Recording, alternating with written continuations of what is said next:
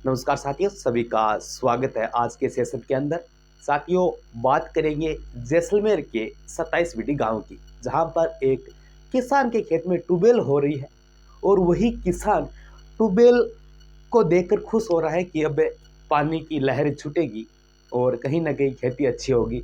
और देखने को मिलता है कि वहां पर एक प्रकार का जो चट्टानें आती है भूमिगत, उनके बाद हादसा कुछ अलग सा हो जाता है कि वहां पर जल का स्रोत बढ़ जाता है और पानी है वो गैस के साथ बाहर आने लग जाता है और पूरा जो क्षेत्र है वहाँ का लगभग 500 मीटर के आसपास का दायरा पूरा पानी से लथपथ हो जाता है। और जो खोदने वाली जो मशीन होती है, बोरिंग कहते हैं अपन, वो भी उससे गड्ढे के अंदर समा जाती है। आखिरकार ये न्यूज़ तो आपने वैसे तो पढ़ रखी है, सुन रखी है, देख रखी है, लेकिन क्या कारण हो सकता है इसके ऊपर चर्चा करेंगे। तो आज का सेशन यही रहने वाला है कि आखिरकार ये कारण कैसे हो सकता है। क्या कोई गैसीय परिवर्तन है या फिर वास्तव में अपन कुछ लोगों का ये मानना है कि वहां पर जल की कमी थी तो भगवान ने उतार ले लिया है। क्या कहानी है वो सुनेंगे। कहानी सुनने के बाद आपको लगेगा कि हाँ, वास्तव के अंदर इस कहानी के अंदर ये सच्चाई हो सकती है। पानी क्यों आ रहा है और इतना पानी कहाँ से आ रहा है।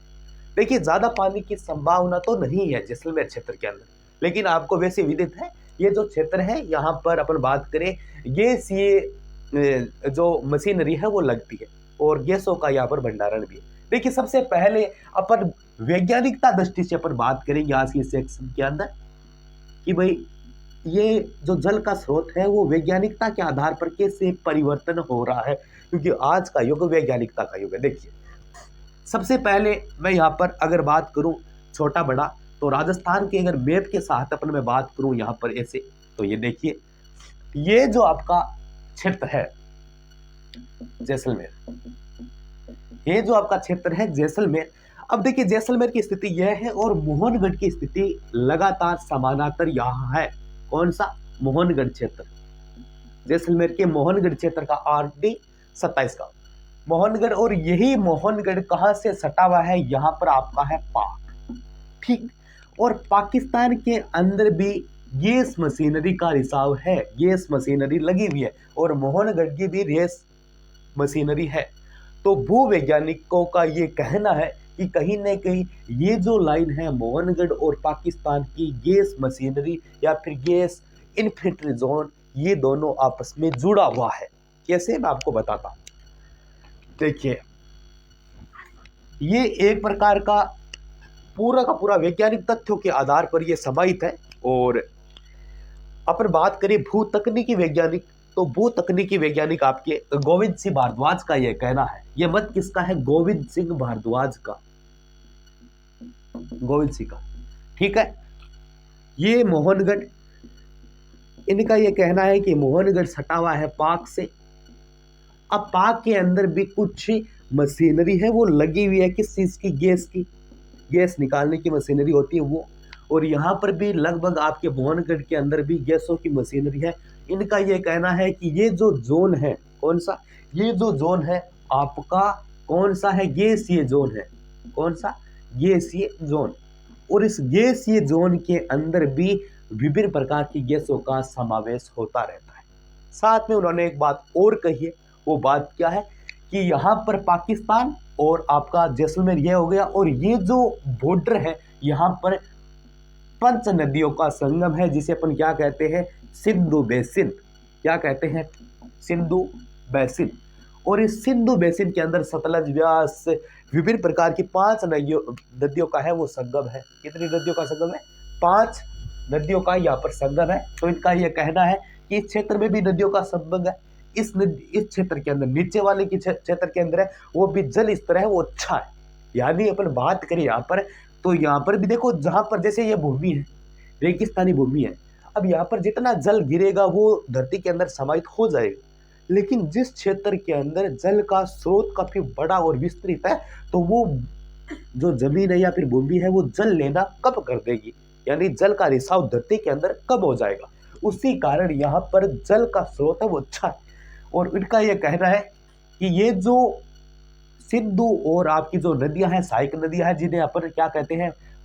5 नदियों का संगम कहते हैं, वो आपस में जुड़ा हुआ है। और इसी कारण ये गैसीय पाइपलाइन और आपका सिंधु नदी तंत्र है वो कहीं ना कहीं रिसाव की भांति जो कहते हैं ना वायुताओं के माध्यम से जुड़ा हुआ है। इसी कारण जब ट्यूबवेल हुई तो यहाँ पर क्या है, गैस ये जो चट्टानें, अपन बात क्या करते हैं, जैसे अपन ट्यूबवेल खोदते हैं तो क्या बोलते हैं भाई यहाँ पर उस समय पहाड़ आ गए यानी चट्टान आ गई।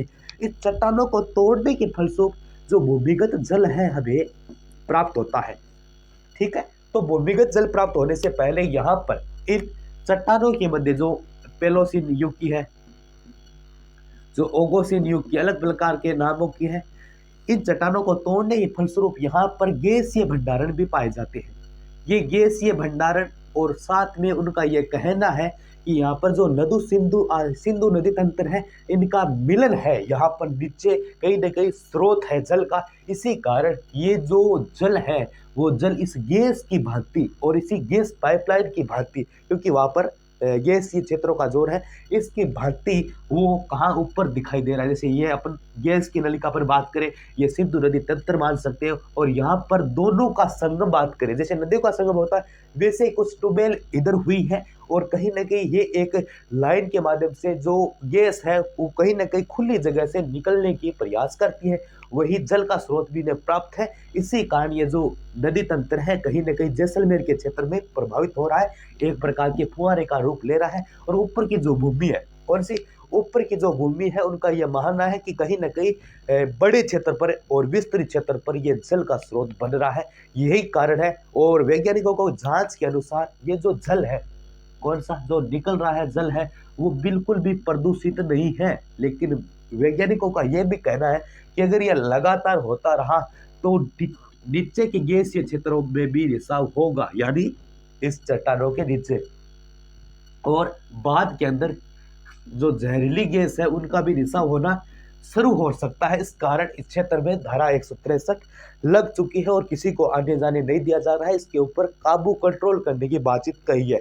ये भूवैज्ञानिकों को बात है। इसी के साथ भी कि उनका यह कहना है कि सिंधु बेसिन फोल्ड बेल्ट का भूमिगत जल स्रोत है। जैसे मैंने आपको बताया कि जैसलमेर मोहनगढ़ वाला क्षेत्र नहरी क्षेत्र है, वही क्षेत्र वो नीचे से भी जुड़ा हुआ है, क्योंकि जल का स्रोत नीचे कम जाता है, यानी पानी जहाँ पर अत्यधिक है वहाँ पर जल स्रोत कम होता है। जैसे राजस्थान की मैं बात करूँ, यहाँ पर अपने जो बाढ़ का क्षेत्र वो नहीं होता है, क्यों कि भाई पानी का यहाँ पर कमी है, और जितना पानी गिरेगा वह पानी पूरी जमीन सोख लेगी।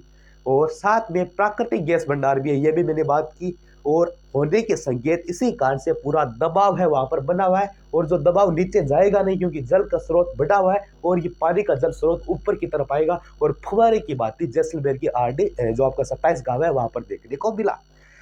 पाकिस्तान उत्तर पूर्व व दक्षिण पश्चिम में फॉल्ट लाइन है। कौन सी गैसीय फॉल्ट लाइन है, जिसे हम वेला आर्चार्स कहते हैं, वेला आर्च। क्योंकि आपने जो अगर आपने भूगर्भिक इतिहास पढ़ा है तो पाकिस्तान के अंदर जो गैसीय जोन है उसको अपन बेला आर्च के नाम से जाने जाते हैं, या चमन फॉल्ट के नाम से जाना जाते हैं। अगर कोई ज्योग्राफी का स्टूडेंट है तो वो जान सकता है। तो इसी कारण वो गैस का भंडार है, और इसी गैसीय भंडार का रिसाव हुआ है, और जल के साथ में वो मोहनगढ़ क्षेत्र के अंदर उसे निकलने का समय मिला, या फिर एक जोन टाइप का बना, और वो जल का स्रोत काफी बड़े स्तर पर पहुंच चुका है। ये एक वैज्ञानिक तथ्य के आधार पर बातचीत हो रही है। मैंने ये सोचा कि भाई आपको पता है कि वहां पर जल निकल रहा है, सभी को पता है, जैसे अपने भाई है बहन है सबको पता है, विदित है। लेकिन कैसे हो रहा है, ये कोई प्राकृतिक आपदा है, या फिर कोई संकेत है आपदा आने के, या फिर कोई गैस का स्रोत है। गैस का स्रोत है तो कौन सा है, किससे है, इतनी कम जमीन के अंदर जो खुदाई नॉर्मल हुई है उसी के अंदर ये कैसे निकल सकता है। और वहां पर धारा 163 लगी है, प्रशासन का वहां पर वर्चस्व बना हुआ है। आगे क्या कुछ कार्रवाई है या फिर आगे क्या कुछ हो सकता है वो भी देखने की वाली बात है। लेकिन रुकना, कह सकते हैं रुक गई, लेकिन बिल्कुल फॉल्ट जोन का एक बार स्थिर होना, गैसीय रिसाव का स्थिर होना, अगर गैसीय रिसाव स्थिर हो जाता है तो जल का अपने आप स्थिर होना संभावित है। क्योंकि जल का स्रोत इतना भाव ज़्यादा नहीं होता है, क्योंकि वो गैस के माध्यम से ज़्यादा बनता है। तो गैसीय या फिर जल का एक चीज़ का रिसाव भी होता है। अगर गैसीय रिसाव बंद होता है तो कहीं ना कहीं अच्छी बात है, क्योंकि जल का स्रोत है वो ज़्यादा आने की संभावना नहीं है, और जहरीली गैसों का भी प्रभाव है वो कब देखने को मिल सकता है। ये कुछ खास रिपोर्ट्स थी जो मैंने आपको बोर्ड के माध्यम से बताने का प्रयास किया है। तो जितना उसकी इस वीडियो को आप शेयर भी करें और अन्य मित्रों के साथ साझा करें जो इस वीडियो को देखकर कुछ अच्छा सीख सकते हैं। मैंने वैज्ञानिकता के आधार पर बात की है, आपका क्या कुछ राय है, आपकी क्या कुछ राय है, आप कमेंट सेक्शन में जरूर बताएं।